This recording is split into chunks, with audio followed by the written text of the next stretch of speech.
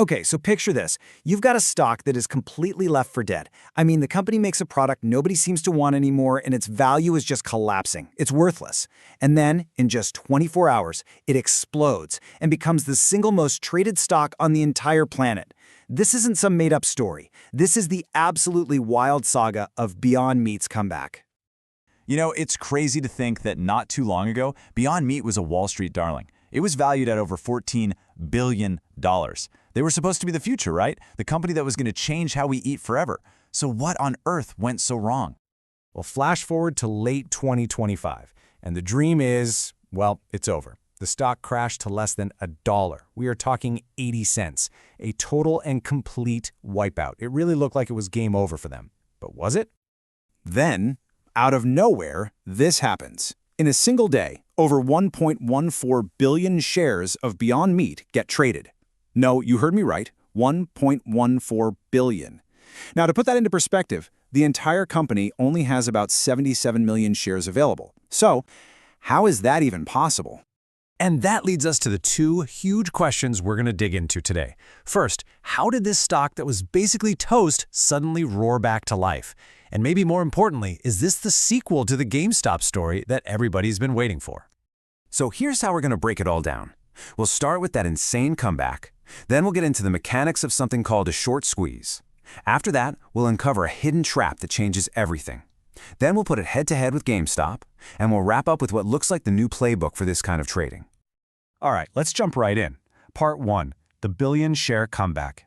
And you know, to really understand why it exploded, you first have to understand why it collapsed. I mean, the speed of this whole thing is it's staggering. Back in 2019, Beyond Meat went public and soared from $25 to almost $240. Incredible. But by late 2025, it's a penny stock. Then, literally the next day, it surges over 100%. This wasn't because of good news, folks. This was all driven by a story. And that brings us to the first big rule of meme stocks. And it's a wild one. Fundamentals are optional. Seriously. In this world, a company's actual performance, its revenue, its profits, all that stuff kind of goes out the window. It just doesn't matter as much as the narrative. So, where did the spark come from? Right here. Retail traders gathering on places like Reddit and X, they spotted a target. They saw this beaten-down stock, a name everyone knew, and a whole lot of Wall Street money betting against it. So they got together and they went on the attack. But how can a Reddit thread actually make a stock go that crazy? Well, that coordination leads us straight to part 2, the anatomy of a short squeeze. This right here was the engine that powered that whole comeback. Okay, so to get the squeeze, you got to get this one term, short interest. It sounds technical, but it's pretty simple. Basically, big hedge funds were betting billions of dollars that Beyond Meat stock would keep going down. They borrow shares, they sell them, and they hope to buy them back way cheaper later on. The difference? That's their profit. But what happens if the price goes up instead? And this chart just lays it all out. Your average stock might have a short interest of, what, 5%? Beyond Meat had a jaw-dropping 54% of its shares being shorted. It was one of the most hated, most bet against stocks on the entire market, which, ironically, made it the perfect target for a rebellion. So here's how the playbook works. It's a 4-step process. First, the retail army on Reddit starts buying up shares, pushing the price up. Step 2, this makes those short sellers lose money, and fast. So step 3, to stop the bleeding, they are forced to buy shares to close out their bets. And that buying, in step 4, just pushes the price even higher. It creates this feedback loop, a rocket ship of pure buying pressure. And that is the moment it ignites. The shorts are trapped. The retail army is piling in. The price goes vertical. The squeeze is on. So, it looked exactly like a GameStop repeat, right? The little guys were winning big against Wall Street. The squeeze was working perfectly. But there was a hidden trap in this whole story, something that just wasn't there in the GameStop saga. So what was it? And that is where our story takes a major twist. This brings us to part 3, the dilution trap. This is where the company itself steps onto the battlefield and just changes the rules of the game completely. Remember that debt deal that crushed the stock in the first place? Well, here's the fine print. To survive, Beyond Meat made a deal that would let them issue up to 316 million new shares. Now think about that. They were going to potentially quadruple the number of shares out there. When the supply of something skyrockets like that, what do you think happens to the value of each one?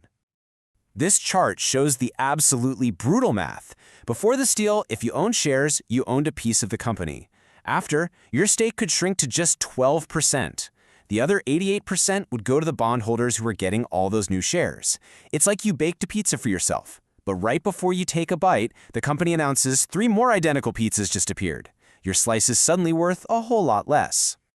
And that right there is the key.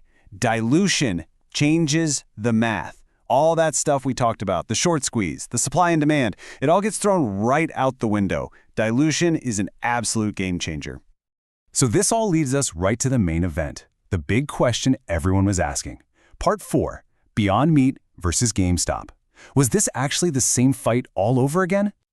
This side-by-side comparison really says it all. The short interest in Beyond Meat was huge, the trading volume was even crazier than GameStop's peak day, but look at that last row. Massive dilution risk? For Beyond Meat, that was a huge yes. For GameStop, it was a no. And that one single factor changes the entire game. So there you have it. Despite all the hype, despite the memes, this was never going to be GameStop 2.0. It was a completely different beast with a hidden danger that no one was really talking about. So why does any of this matter if you're not a trader? Well, because this story is bigger than just one company. It's about a fundamental power struggle in our markets. It's really asking the question, can a group of online investors still band together and beat the pros? Or have the corporations found a new way to fight back? And this is the ultimate risk, right? The real bad guy in the story isn't the hedge funds. It's the company's own reality. Because once the memes die down and the trading volume fades away, you're left with what was there all along. A business that's losing a ton of money selling a product that people just aren't buying. Hype is temporary. Bad fundamentals, they tend to stick around. So, what can we take away from all this? Well, that brings us to our final section, the new meme stock playbook, how you can spot both the opportunity and the danger. Okay, so here's your squeeze checklist. First, is the short interest really high, like over 20%? Second, are there a small number of shares actually available to trade? Is social media chatter exploding? And is the trading volume going absolutely insane? If you see these signs, a squeeze could definitely be forming. But now you have to look for the trap. Is the company drowning in debt? Did they just announce some complicated new debt deal? Are they talking about issuing a ton of new shares? If you start checking these boxes, you could be walking right into a dilution trap that could just wipe you out. Look, if you remember just one thing from this whole thing, make it this. A short squeeze creates incredible fireworks. It's the rocket launch. But dilution? Dilution is like pouring a giant bucket of water on the engine. It can stop a rally dead in its tracks. And this leaves us with one final, pretty provocative thought. The GameStop saga taught retail investors how to go on the attack. But the Beyond Meat story, it may have just taught corporations the ultimate defense. By basically weaponizing their own stock through dilution, have they found a way to stop the meme stock rebellion for good? The game has definitely changed. The only question now is, who's going to make the next move?